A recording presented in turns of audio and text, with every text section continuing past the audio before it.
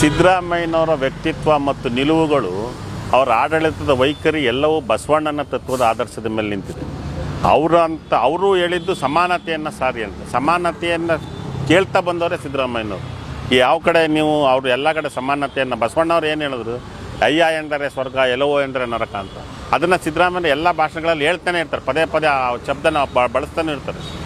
ಇದರಲ್ಲಿ ಸಾಮಾಜಿಕ ಬಹಿಷ್ಕಾರ ಇವತ್ತು ಮನುಷ್ಯ ಮಾನವನಾಗಿ ಒಬ್ಬನೊಬ್ಬ ಮನುಷ್ಯನಾಗಿ ನೋಡಿ ಅಂತ ಅಷ್ಟೇ ಹೇಳ್ತಾ ಇರೋದು. ನೀನು ಒಬ್ಬ ಮನುಷ್ಯ, ಇನ್ನೊಬ್ಬ ಎದುರುಗಿಡನೋ ಒಬ್ಬನ ಮನುಷ್ಯನಾಗಿ ನೋಡಿ ಅಂತ ಅಷ್ಟೇ ಹೇಳಿದ್ದು.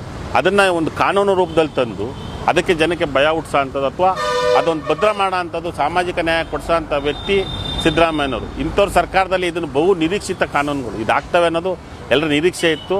ಅದನ್ನು ತುಂಬ ಚೆನ್ನಾಗಿ ಮಾಡಿದ್ದಾರೆ. ಇದು ಆಗಬೇಕಿದು ಆಗಿ ಇದು ಜಾರಿ ಆಗಬೇಕು, ಸೂಕ್ತವಾಗಿ ಜಾರಿಯಾಗಿ ಎಲ್ಲ ಕಡೆ ಕಟ್ಟುನಿಟ್ಟಿನಲ್ಲಿ ಜಾರಿ ಆಗಬೇಕು. ಮತ್ತು ಇಂಥ ಕಾನೂನುಗಳು ಪದೇ ಪದೇ ಬರಬೇಕು. ಮಾನವ ಸಮಾಜದೊಳಗಡೆ ಬದುಕುವಂಥ ವ್ಯವಸ್ಥೆ ಆಗಬೇಕು. ಎಲ್ಲರೂ ಮಾನವೀಯತೆಯಿಂದ ಇರಬೇಕು.